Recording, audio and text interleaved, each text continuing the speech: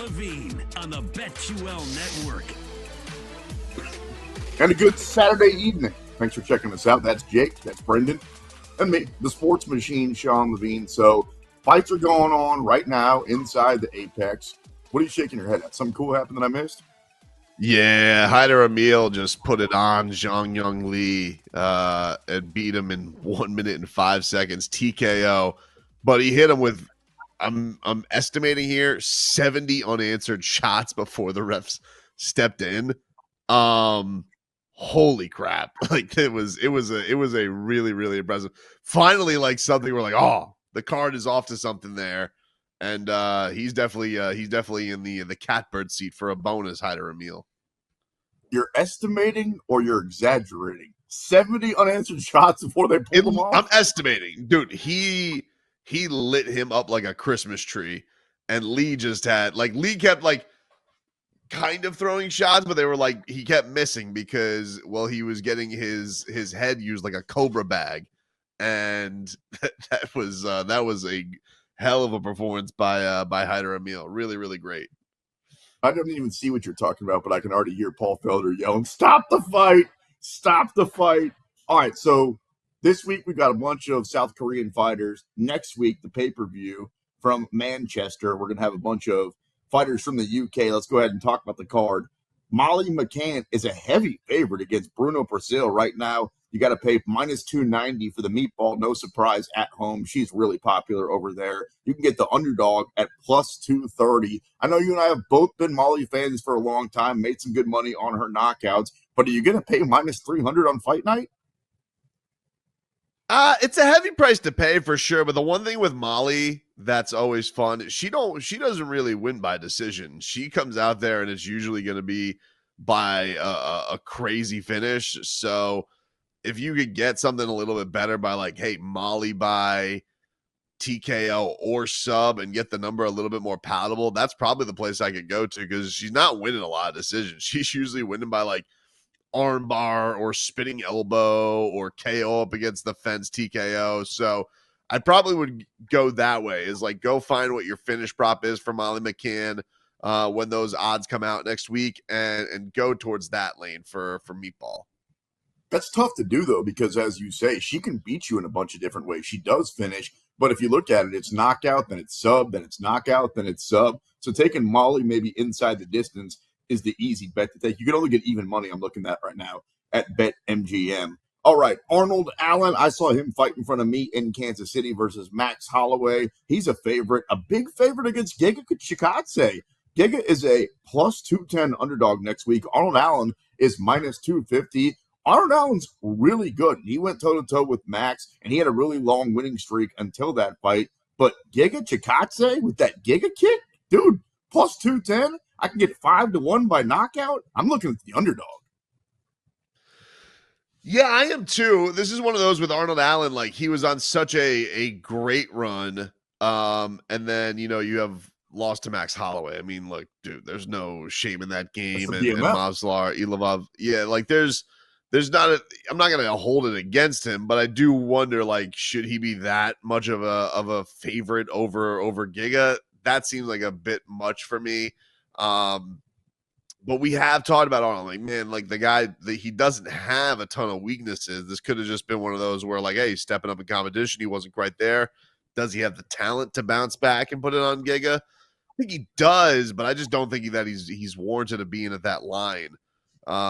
Whereas Giga has also kind of been in there with some sharks there as well. Gets a nice bounce back against Alex Caceres this last time around. Looked really good in that performance. So I'm with you. I'm riding with Giga in that one. The next two fights, BT, are basically even money right now at BetMGM. Who you like in the Muhammad Mokaev versus Manel Kape fight? And remember, sometimes when Manel is supposed to fight, he doesn't. I think it's 7 times during fight week he's had to pull out. So on paper, we think we've got this fight. What are the odds right now on this one? Even one. Well, it's you can get Mokaev right now minus 125. Yeah, because it's like I would like to bet. Like if you told me Manel Kape is a dog, I'd be like, yeah, I kind of like the value in that. But you make a good point. It's like, can you trust the guy anytime whatsoever? And I think the right answer is no, you can't, because he's just too much of a wild card. He's too much of a loose skin.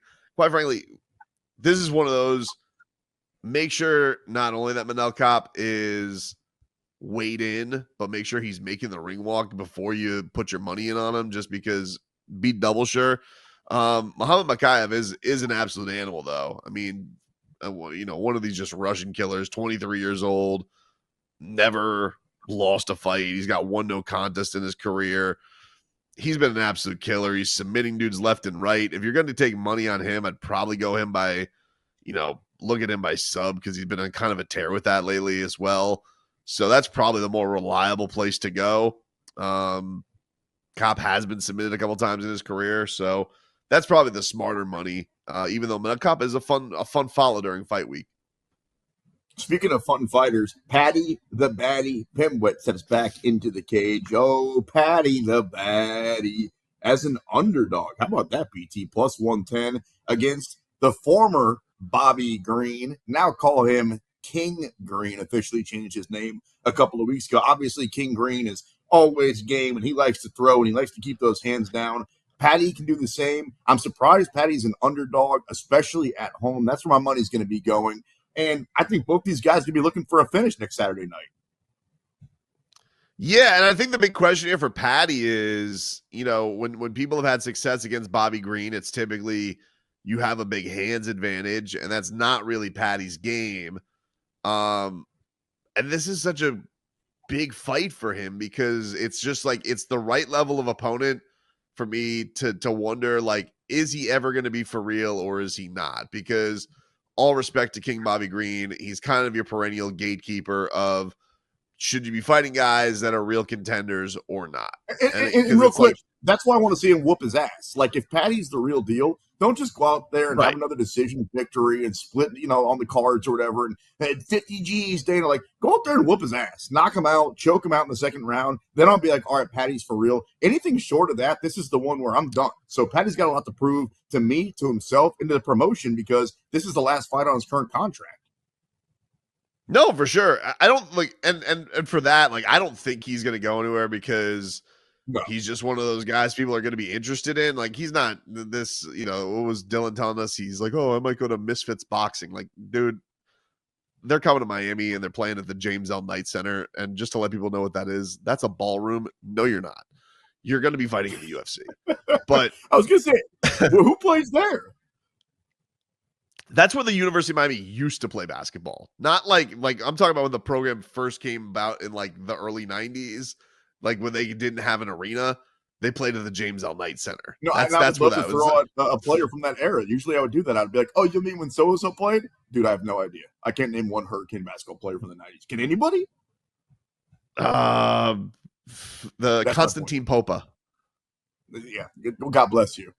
Bobby Green, Patty Pimblett. We're going to find out a lot. We know about Bobby Green. He's been in the promotion forever. We're going to find out a lot about Patty that night. The co-main event, Tom Aspinall, no surprise, he's a favorite against Curtis Blades. I'm looking at the number right now. I haven't seen this in a while. Dude, minus 380? I'm going to be honest with you. As much as I love Aspinall, and I've loved him since 4 years ago when we started doing this show, and I think he's a perfect matchup against Curtis Blades, I'm not going to put money on the underdog. I'm not going to play Curtis Blades, but I don't think I'm going to play Aspinall either. Minus 380 is too much to pay. When the big guys go at it, you never know. But you got to, it's more palatable. Like, it's like, what, minus 100 for him by KO? Because you got to be thinking of KOs coming, right? Like, that's... Oh, I think he knocked him out. I think he knocks him Curtis out. Blades in the first round.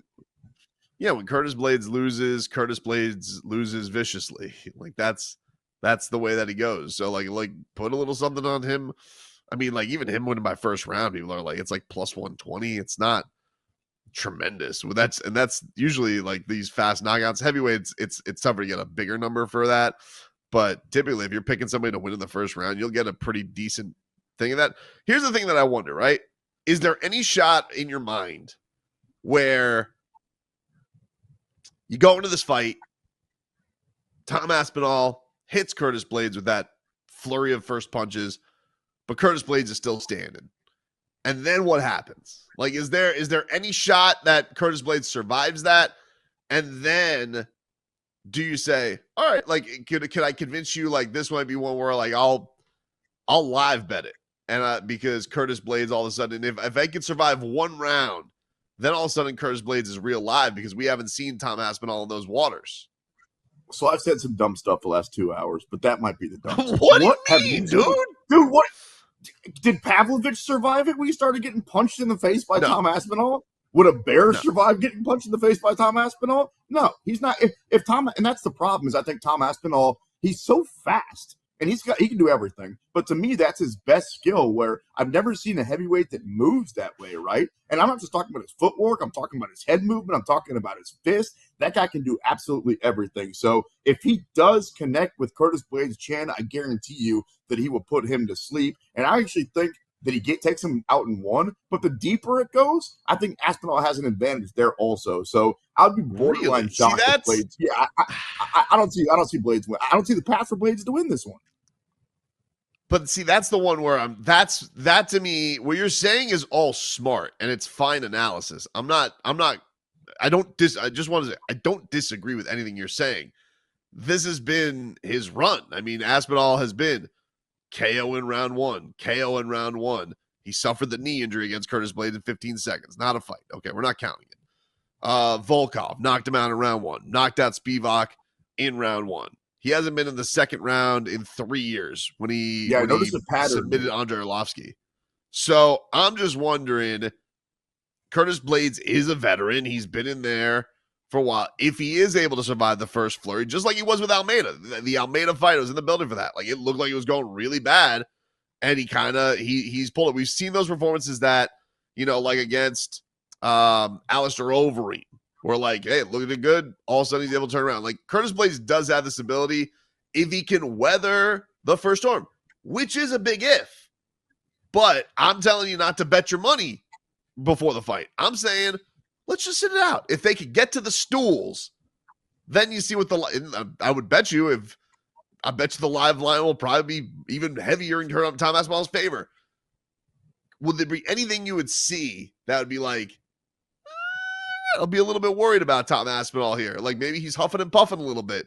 Or you think that he's going to just stand the test of time. There's nothing Curtis Blades could do that could get this done. I suppose if it gets into the championship rounds, and we're talking really deep, so it's like in the middle of the fourth round, then the truth is, I don't know. And I don't think Tom Aspinall knows because of what you just said. First round finish. The looks tell me that he'll be just fine.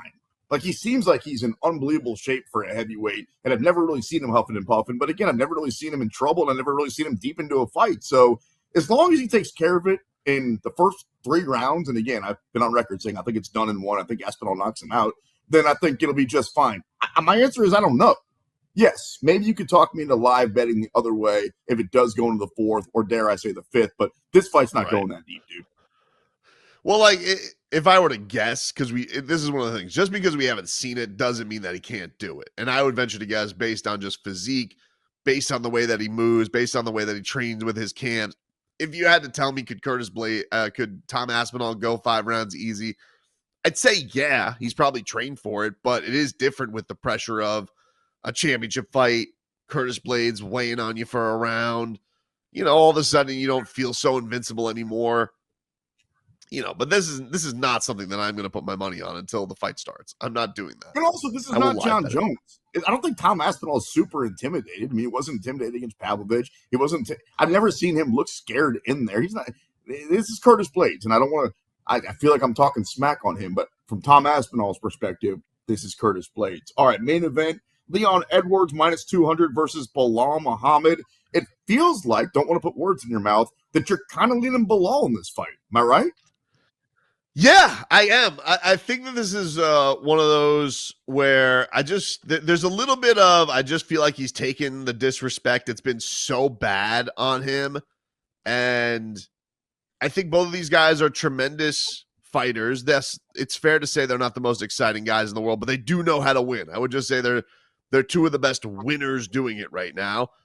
If I were to go prop bets, hey, I'd probably go decision on both of them. I wouldn't look at KOs. I wouldn't look at submissions. I'd say who's going to go win 3 rounds out of 5. And I think Bilal Muhammad, typically the odds favor the grapplers. And I know that Leon's got experience against it, but Bilal, I don't know. He's just been prepping for this his whole time. I think there's value there in him. So I think I'm leaning Bilal by decision next week. I like the odds as an underdog. I think I'm leaning Bilal also, but he does have a ton of pressure on him because he thought he should have had this fight. We thought he should have had this fight for years now. He finally gets it. If he wins, then he keeps the belt. He gets the belt, obviously. Thanks, Captain Obvious. If he loses, he never gets a shot at this, no matter what happens, no matter what weight class he's fighting. Like, this is it. This is your shot. So that's a lot of pressure, man. And Leon has proven in pressure situations, late in fights, he'll kick your head right off your neck, just as Kamaru Usman. One segment coming up, and then we're out of here on a Saturday night. Appreciate you checking us out on the BetQL Network.